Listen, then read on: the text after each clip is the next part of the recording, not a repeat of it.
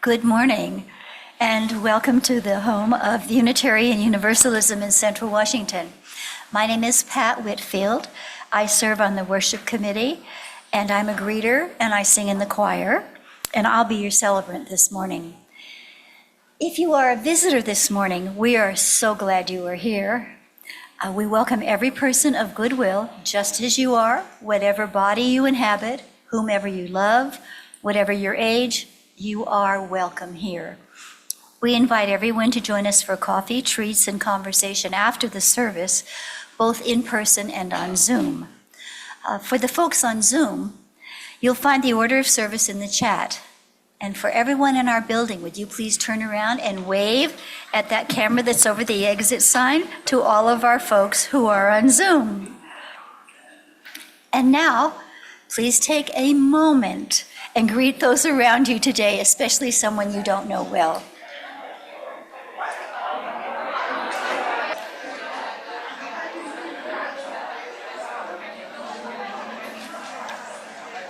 Okay, there are a number of announcements on the screen up in the front of the room.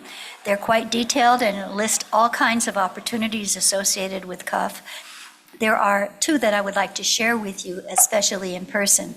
Number one is there is a newcomers chat immediately after the service, and you are welcome to join so you can learn more and meet some more people associated with CUF. Secondly, Linnea Shannon will be the Zoom host for this service. Owen is sick, and so Linnea is filling in. So for those of you who want to be involved in that or are involved in that, that's who your host will be today. Okay. Our fellowship is located on the ancestral land of the Pisquosa. For thousands of years, the Pisquosa have been stewards of this land, fishing, hunting, gathering roots and berries, and practicing cultural traditions. The Pisquosa still live here. We acknowledge that their land, like that of so many others, First Nations on this land, was taken because the United States government broke treaty obligations and carelessly allowed uninvited white colonizers to settle on their homeland. We stand alongside our indigenous neighbors as they continue their traditions and seek to have all their rights recognized. We acknowledge our shared responsibility to sustain right relations with each other and the land. If you're interested in knowing more about this, you can visit our website, cascadeuu.org, under Welcome. Now, let us rise in body and spirit to sing our opening song, number 121 in your hymnals, We'll Build a Land.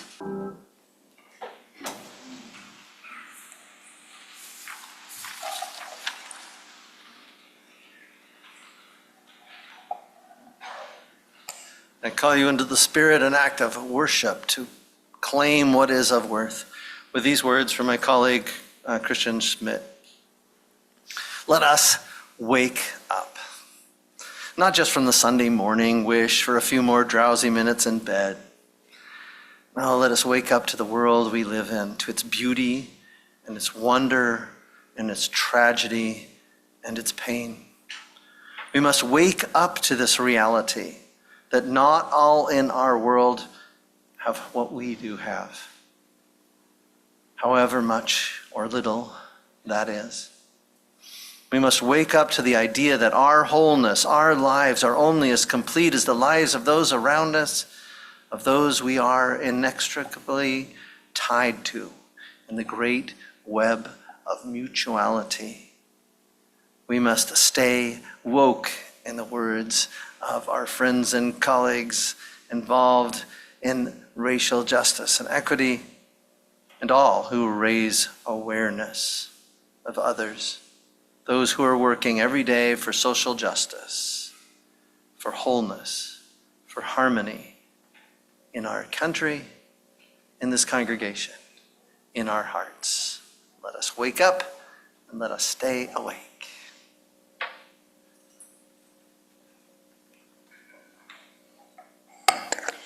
The chalice and flame symbolize our congregation gathered in principles and in the fight in the light of love and justice. If you at home have your chalice with you, please join us right now and light it. Here in the sanctuary, we will speak these lighting words in unison before lighting the flame. Today, Lou will light our chalice flame.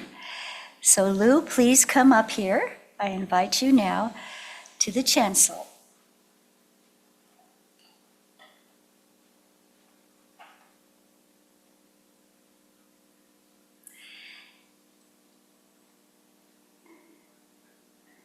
Okay, yes, that's good. All right, thank you. And then let us read the words, okay? They should be printed on your screen. Ready? In these uncertain times, we gather to remember who we are, to whom we belong, and what we are called to do. As we light this chalice, we kindle the spirit of the great turning, the movement for justice rising in this nation today.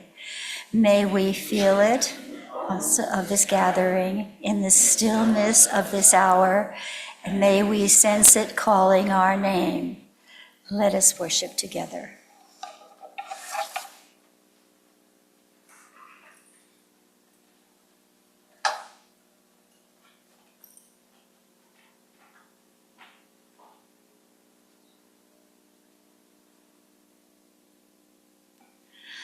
All right, I'm going to read a story for the children, and if you'd like to come up here in the front so you can see the pictures, please feel free to do so. I won't bite you, hit you, slap you, or beat you, but you can see a lot better if you're up here in front. Thank you, Lou. Want to come and join Lou? Good. Today's reading is aligned with our theme. It's called Something Someday. It's by Amanda Gorman, who is a New York Times best-selling author, and some of you may be familiar with her work. And that is the end. Thank you.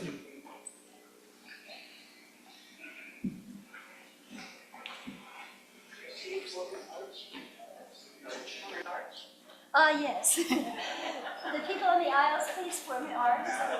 Go with each other to find meaning in the spirit of love that we share. Now go with each other to find meaning in the spirit of love that we share.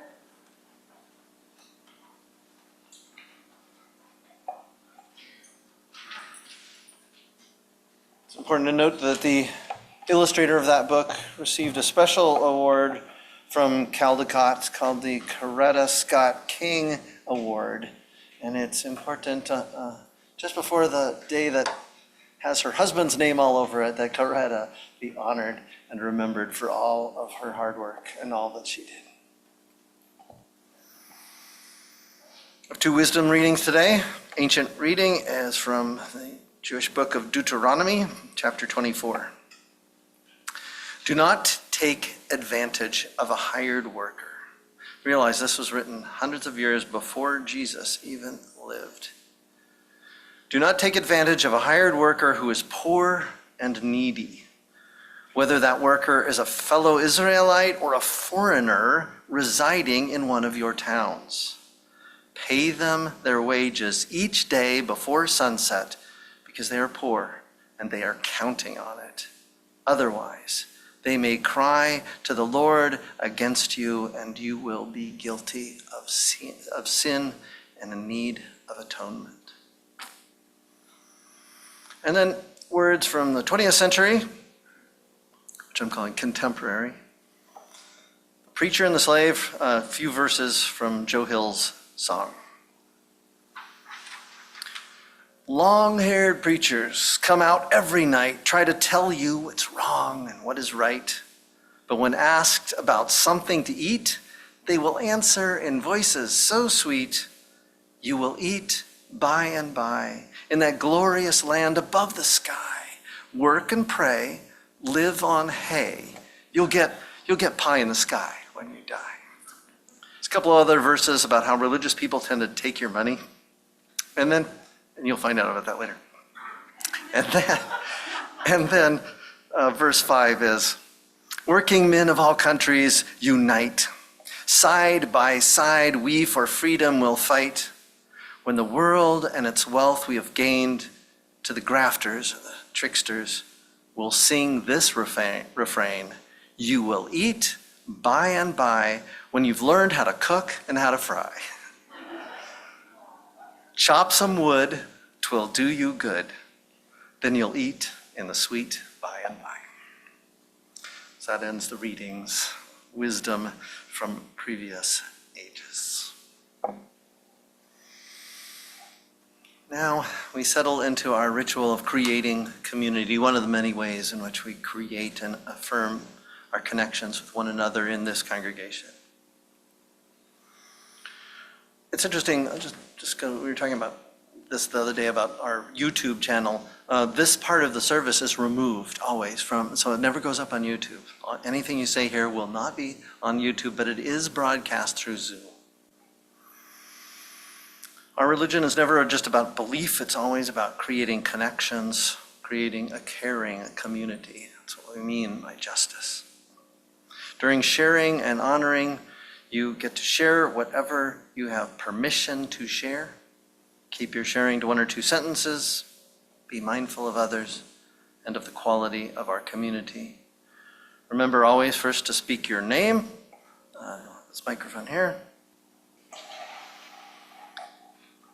In our words, in our thoughts, and beyond them is the wholeness of reality. The web of being binds us together. We take just a few seconds in this service to be utterly silent with one another, not sharing words, but sharing either prayer or meditation and the calm, centered quality of that truth. To the fellowship, but to create this community is to create another voice. Our joined voices, our individual voices become one. And that voice is needed in this community, needed in the world, is always a vital voice, a voice of truth, both scientific and religious, integrated. It is always a call to justice, harmony, and peace. It's inspiring and hopeful to hear again and again how the peace process in Israel and Gaza continues to start and fails, but starts again, just as in the book, starting always again. In our theology, actions speak more clearly than words. And our value may grow in the years to come. I know there's anxiety about what is about to happen, but we must claim all who are on our side. We must claim all the relationships we have already formed, all our allies that we know and the ones that we will discover, and work not to offer people pie in the sky, but justice and community and care. Since September, we've been exploring the Unitarian Universalist Association's statement of values and covenants. It begins very encouragingly. It starts with, we draw from our heritages of freedom, reason, hope, and courage, always building on the foundation of love. Love is the power that holds us together. We are accountable to each other for living our shared values through the spiritual discipline of love. And that means we have a lot of work to do. One of the shared values, which are all listed over here, one of them is transformation. We're using as the worship theme this month. The visual arts team has chosen images and colors, butterflies and others, to embody, to invoke, to move us towards transformation. In the words of our National Association, to value transformation means that we adapt to a changing world. Openness to change is fundamental to our Unitarian Universalist heritages. It is never complete and never perfect. And so we promise to covenant collectively to transform, to grow, spiritually and ethically. Call for individual growth and transformation as well as growth and transformation in the world. So what I'm saying is we must work together to make things better. Some people define teamwork as a bunch of people doing exactly what I say. It's never been my style. I've always echoed the voice of the 20th century thinker and inspirer Dale Carnegie. Teamwork means to work together towards a common vision. It is the fuel that allows common people to attain uncommon results. Or more than that, a team is not just a group of people who work together. A team is a group of people who know how to trust each other enough to work together. Think about the lack of trust between people in Gaza and the rest of Israel. The lack of trust. And still the ability to try to work together and to make agreements, even against that hard hill. One wag put it, teamwork. We must use it. We need it because we are all way too busy to do everything that must be done on our own. In the middle of the 20th century, religion in America appeared as a Protestant hegemony, all centered on beliefs and doctrines, and so Unitarian Universalists focused on freedom of thought and freedom of belief and individual character. But these days, in this time of politically and socially polarized culture, has caused us to emphasize more and more the importance of connection and organizing, collective action to promote a community in which individual freedom flourishes. The day before our nation is going to honor the legacy of the Reverend Dr. Martin Luther King Jr. and the movement that he led. This Sunday I always call Civil Rights Sunday. I remember when this day was first chosen and set by the federal government. President Ronald Reagan, of all people, decided to set it. But many of my activist colleagues really suspected that his attempt was to bury the civil rights movement under piles of snow. Who goes marching in the middle of an icy January day? And now, on the day that we are honoring Martin Luther King and the civil rights movement, we are going to also be inaugurating a new president.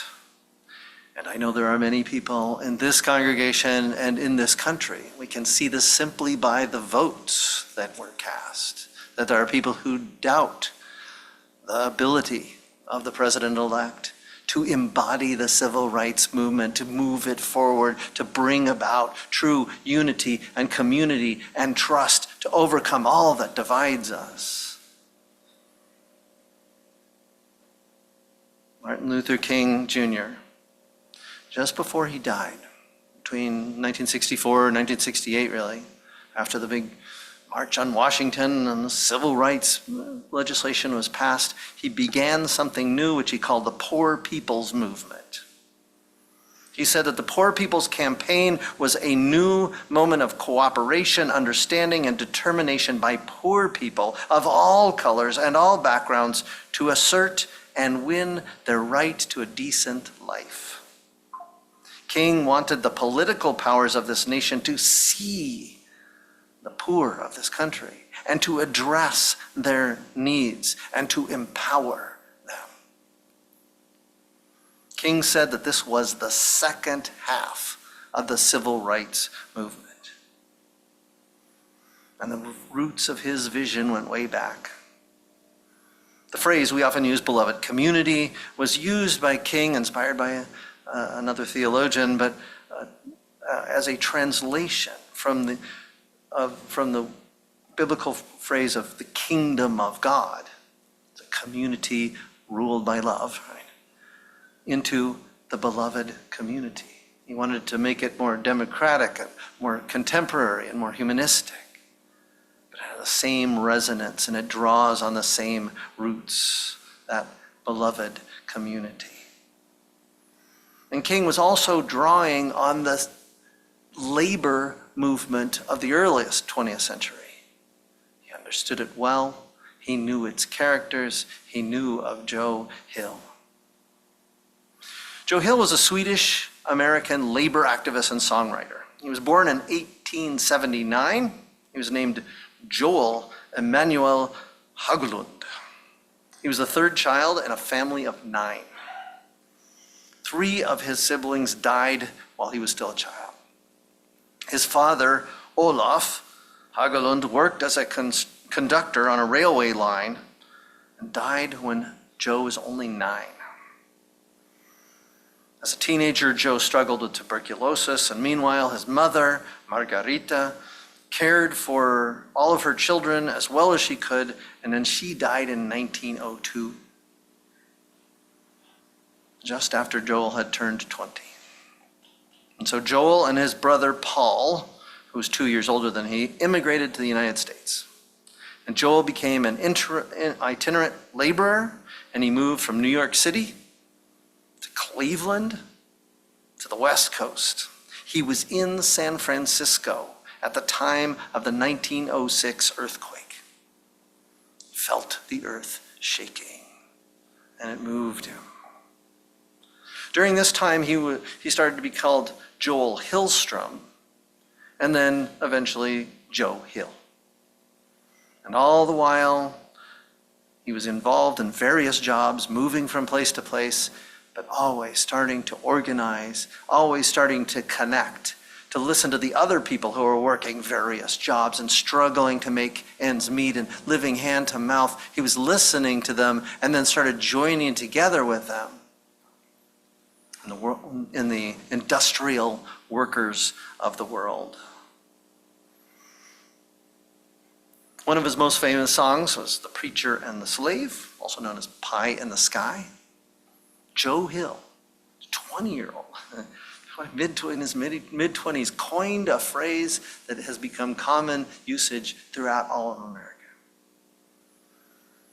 He was a very active leader in the industrial workers of the world. In late 1910, he wrote a letter to the IWW, they call it IWW, the Wobblies, they call it.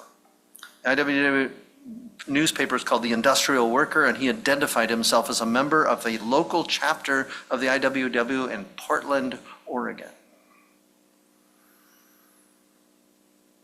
We heard the words of one of his songs in the wisdom readings. In it, he attacks the grafters or the grifters, the tricksters who prey on the trust of others for profit. And he meant not just little street tricksters alone, but also the people with a lot of power and a lot of money in government who are tricking us, tricking the hardworking people of this country, using their trust, using their hope in order to build their own power and increase their own wealth, and never helping the poor and the vulnerable. That song, "Preacher and the Slave," was, is a parody. It was meant to be a parody of the hymn, a popular song in his day, "The Sweet By and By." It was one of the hymns that was often sung, "Sweet By and By." But the point he was making was that the religious people should join and serve the oppressed. I'm really pleased the way in which we embraced an immigrant in this congregation and helped her along her journey. Now she's gone off to other things, completed her education, some education and certification. And part of that was because we understood how hard that life can be, and we understood how much people need community and support and encouragement. Just those things. Of course, Christianity began as a radical street religion, an illegal resistance to the Roman government, and Joe was carrying on that tradition. The labor movement of the earliest 20th century was a radically inclusive movement, or at least it tried to be. One of Joe's songs was "The Rebel Girl." There's a blue-blooded queens. There are blue-blooded queens and princesses who have charms made of diamonds and pearl, but the only and thoroughbred lady is the rebel girl. It says, she's true to her class, she's true to her kind, and the grafters in terror are trembling when her spite and her defiance she'll hurl. For the only true thoroughbred lady is the rebel girl. Interesting, in the 1800s, if you were poor and Irish, you were identified as poor and Irish. And if you were poor and Italian, you were identified as Italian. And if you were African American, you were identified as slave or near slave. But all the poor people were not identified with each other. And it was really the industrial workers of the world who had this idea of one big union in which all these different trades would come together. Not just, the people who were taking out the trash, picking it up, but all the people. Not just the people who are digging trenches, but all of them coming together. And the whole idea that there was that the poor people of this country were a class started to rise up. And now we have an actual definition in terms of amount of income every year. It changed how we think about class and togetherness and community, changed the way in which we address one another across these differences of class and economics.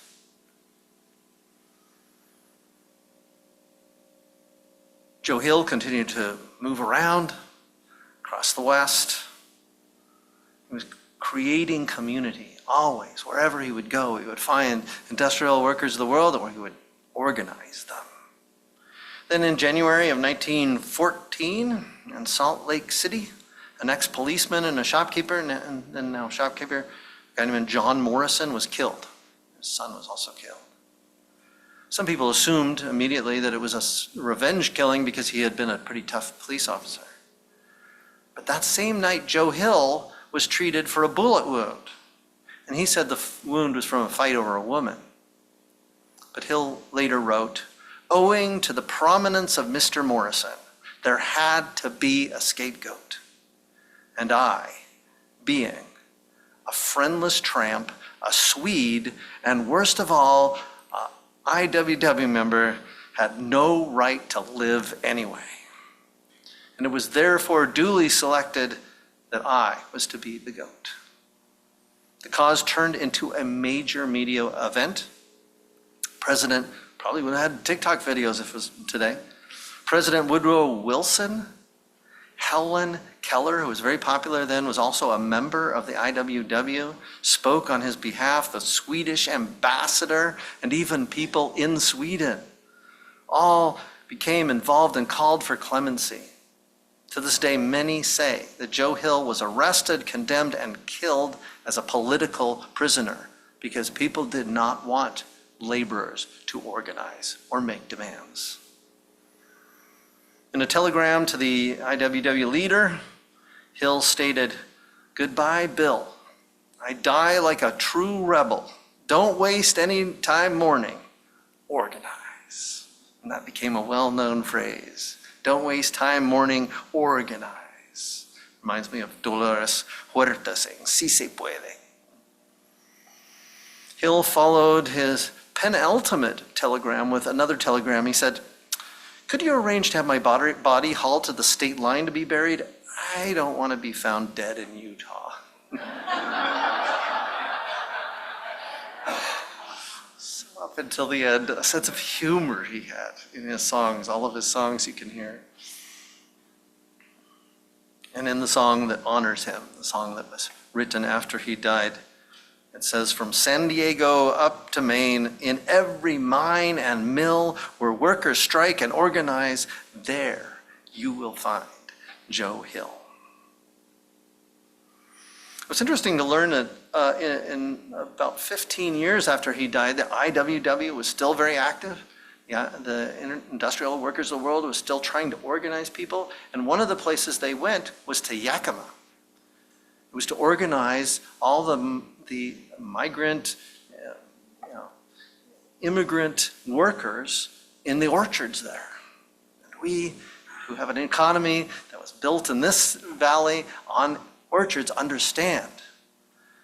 You can understand both sides of that struggle and that battle. If you are in charge of an orchard, you don't want your costs going up because you could end up losing everything. So there has to be a balance. There has to be a communication. But at that time, there was no communication from the workers. They had no power. They had no choice. They had no voice. And the IWW tried to get the workers, the orchard workers in Yakima to organize. And the ultimate day of that, there's several days of rallies and gatherings and people getting together. The last day, there was about 100 workers who had gathered in one particular place, and over 200 vigilantes and police officers who surrounded them and beat them. Some 20 of those people who were in that, of the workers, or died or sent to the hospital. And yet, they kept organizing. And the voice across the nation kept speaking. One of their goals was to eliminate child labor. There were children with their families working and being demanded to work as long as their families, and no child care was being provided. Nothing. It's one of the things they wanted to change, and that has changed. We don't see children in the way they were in the 1800s, working in the orchards. That strike reached its peak on the 23rd of August, 1933. And to summon Joe Hill again, and to summon the spirit that goes back to the spirit of Jesus and back to the spirit of the ancient prophets who are calling for justice to roll down like waters, standing there as big as life and smiling with his eyes, says, Joe, what they can never kill went on to organize. From San Diego up to Maine, in every mine and mill where workers strike and organize, there you will find Joe Hill. It takes trust, it takes an ability to identify with one another, it takes work to organize and make plans and develop strategies. It takes many resources. And to think a little bit more about the resources of this congregation that rises up to help those who are in most need of community and support, I invite Pat forward to talk about the offering. Oh, yeah. I keep doing this. I learned how to make these weird little transitions, and now I'm just making them when I'm not supposed to make them. So, the transition is, and now to invoke that spirit, the spirit of Joe Hill, who said, organize. The choir is going to step forward and sing a powerful song.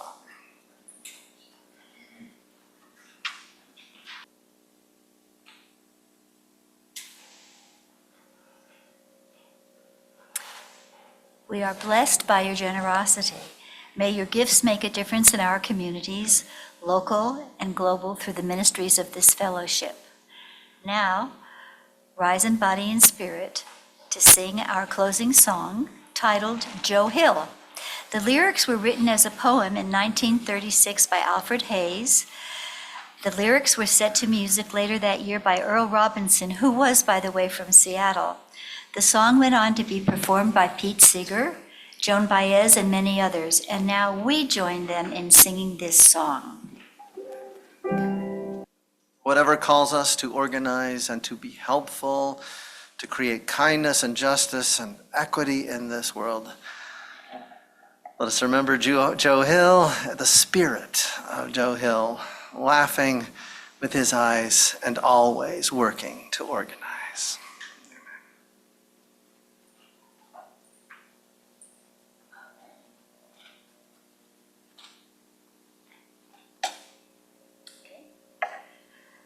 Please say these words together as Reverend Thomas extinguishes the chalice flame.